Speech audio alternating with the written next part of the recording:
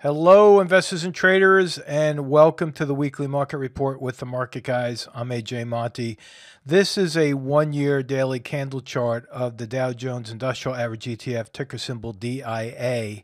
And as I do each and every week, I leave my lines on the chart from last week's report so you can see just how accurate technical analysis is when used as a forecasting tool. Now, I've done something a little bit different this week, because during the week I was doing a presentation on the stochastics oscillator, and I decided to leave it on my chart for this week so you can get a little bit of an idea of how we use that as a complement to the charts as we look at the candle patterns.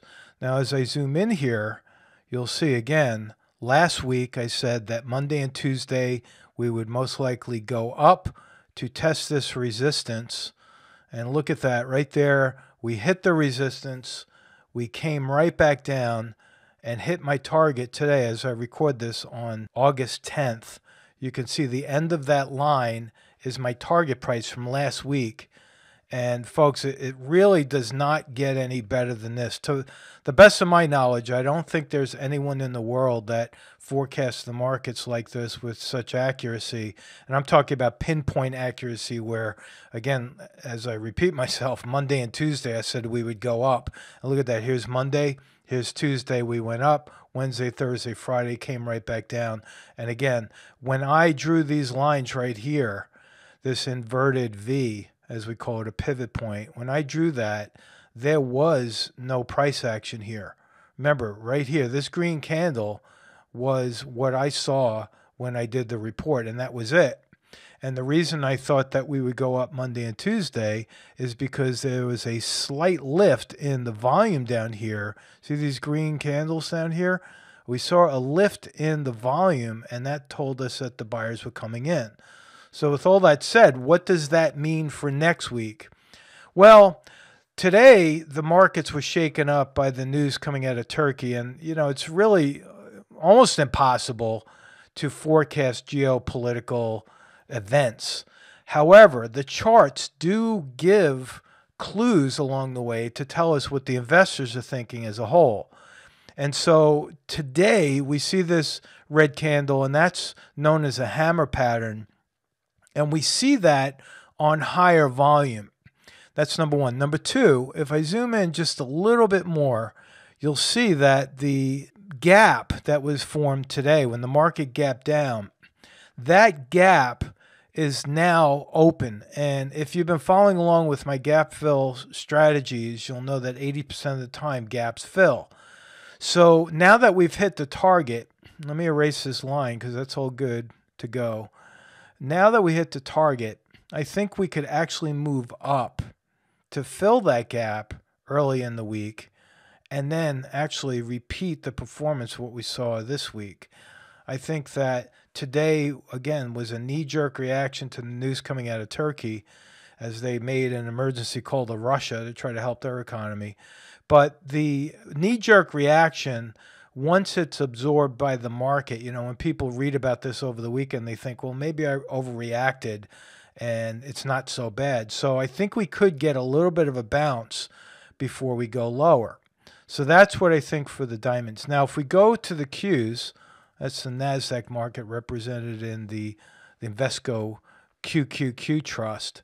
You'll see once again that I left my lines in place so that you can see how this all panned out. Let me zoom in. I said early in the week we would rally. Monday, Tuesday we rallied. Remember, this is what we saw last Friday, nothing else. Monday and Tuesday we'll see a rally. Wednesday, look at this. Again, it doesn't get any better. It went right to my pivot point and then started moving lower. And this is called a spinning top. Now, what does this mean for the Nasdaq? Well, this line down here, I'm going to move to the stochastics now.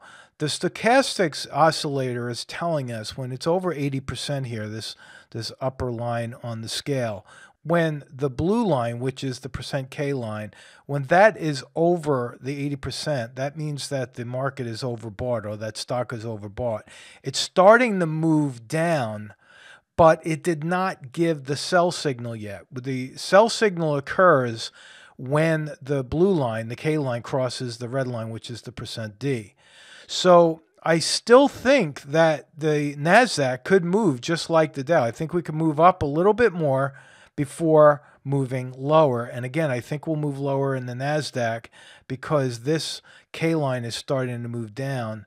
And once gaps fill, there's an 80% chance that the market will reverse after the gap fills. Again, that's the strategy that we teach here at the Market Guys. And if you'd like to learn more about gap trading, then go to our video library, and I have a video on that. It's about 7 or 8 minutes long. You'll get a good education in a lunch break, actually.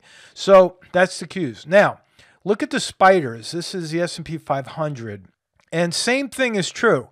We had a move up on Monday and Tuesday, came back down. We didn't quite get to the target, but unlike the Qs and unlike the Dow, the S&P is only 500 stocks. I think there's a little bit left to the downside on this before it could rally. So this is going to be a little odd in this forecast, but I think we're going to move a little bit lower on the S&P. Then I think we're going to move up, believe it or not, and then down. This is the first time I've done this zigzag forecast, again, to prove the accuracy of technical analysis.